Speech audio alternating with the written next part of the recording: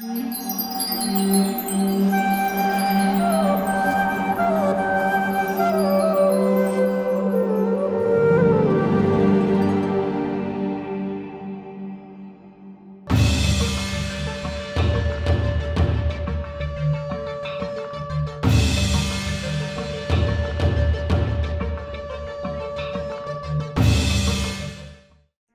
Krishna.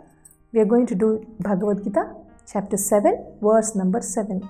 Matta parataram nanyad kinchidasti dhananjaya mai sarvam idam protam sutre maniganaiva.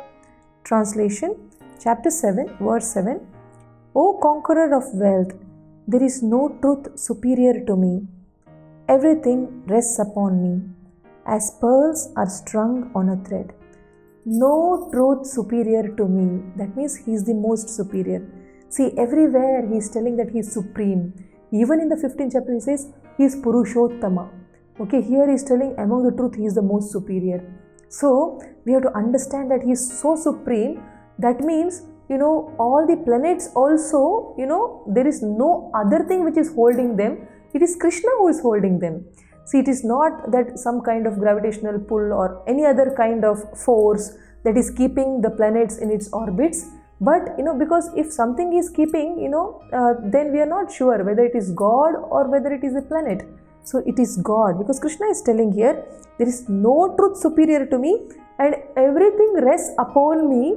Everything means what? All these planets, like how, that's why he's calling it as pearls, like how pearls are, strung in a thread. How when they are strung in a thread, they don't fall down. Like that, Krishna, like a string, is holding all the planets in their orbits. That's why they never collide. There are no accidents. So if accidentally something happens, accident can anytime happen. But if Krishna is holding it, then without the will of Krishna, nothing can go wrong in the sky, So we have to understand that it is not Big Bang theory that has created. If it is Big Bang theory, then so many times, so many things dash. Nothing is created. Things are getting destroyed. So with the bang, things cannot just get created so perfectly that with just a bang, everything is created. Human beings are created. Living entities are created. And they are created in such a perfect manner that they are themselves able to create, offsprings of the same category. I mean, can it all happen by chance? You see, this flower, this is, plastic flower. So this flower, can I say there was a big bang in the house and the flower got created? No one will believe, right? A small paper flower or a plastic flower, we know there is some creator. Then, such a big universe without a creator, how can it happen? A simple logic, So if I tell it, two things banged, or maybe me and my husband, we had a nice banging fight and this got created, then you will laugh at me, So if you can laugh at my such statement, then it is equally laugh-worthy when you say by a bang, a universe is created so perfect that after that there is no bang. All planets are in their orbits. After that they never bang. After that nothing gets created. They always, sun rises in time, sets in time, So these all things in the nature, there is equal, there is enough supply of oxygen for everybody. There is enough sunlight for all living entities to sustain. And you see, when even in the nature, what is created, when the baby is born, till then the mother didn't have breast milk. Once the baby is born, the mother has breast milk. And the baby cannot digest anything, newborn baby, so food is given only in the form of mother's milk. And that helps the baby to grow. I mean, how things can be so perfectly done if there is no creator behind? If this cannot be done, accidentally, then how can a universe, the living entities, the most beautiful things that come out of the earth? Srimad Bhagavatam says, the earth has all the rasas, means the tastes, and all the fragrances. Earth means mud. Can you believe it? The mud, if you see what kind of smell it has, when the first rain comes, we know what is the smell of the earth.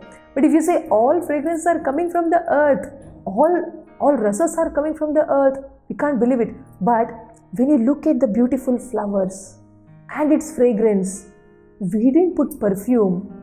When it opened, there's so much of fragrance. When you just suck a mango, it is so full of rasa. When you eat a pineapple, it is so full of rasa. Orange has rasa. You see, every vegetable, cucumber, any vegetable you take it all has its taste. From where is it coming? It's coming from the earth. So Srimad Bhagavatam, if it is speaking so perfectly, and it was told 5,000 years ago, then how can we say, if Srimad Bhagavatam is right, then why this is not right? Then how can you say Big Bang is right?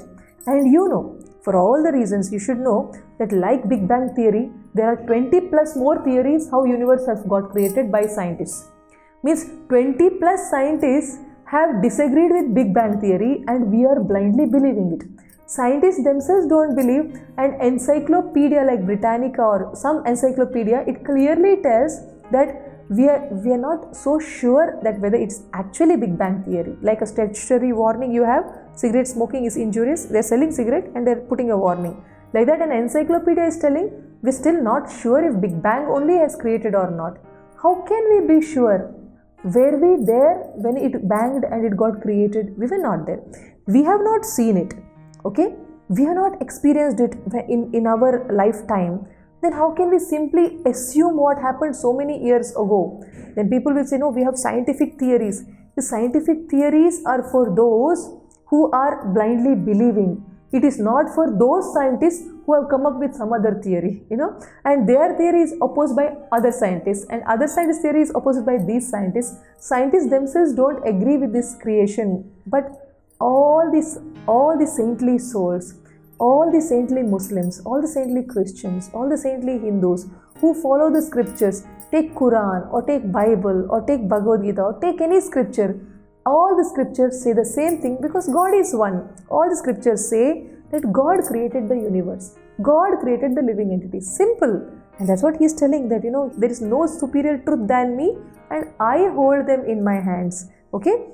So now, who are those who believe in such things?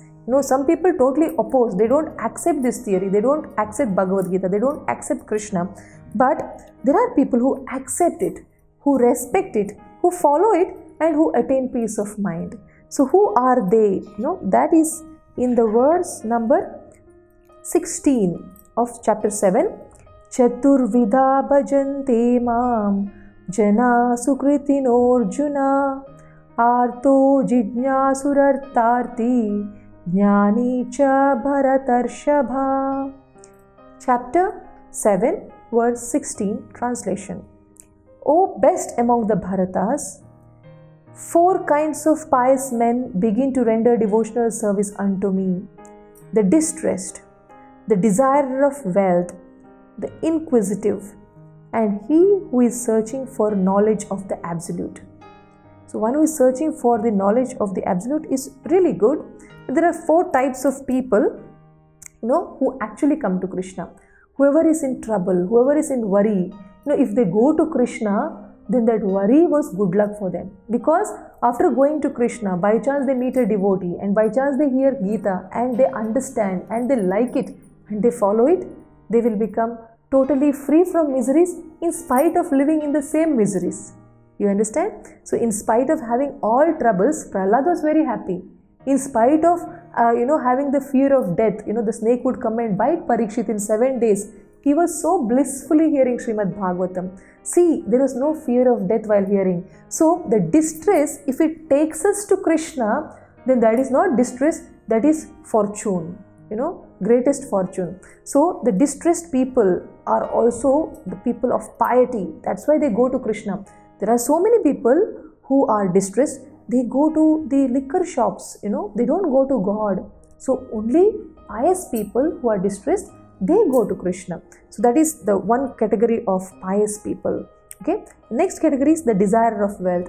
When people want a promotion, a job, an increment, if they are going to Krishna, instead of going and looking for which politician shall I catch or through whom shall I bribe and get a job? That is one way in Kali Yuga. Another way is to go to God and to beg Him and then to keep trying sincerely. So they are another kind of fortunate people who go to Krishna, who go to God. The inquisitive. Some people have so many questions. Like I teach in a school, and children have so many questions. Who created God? If God created all of us, the children come and ask.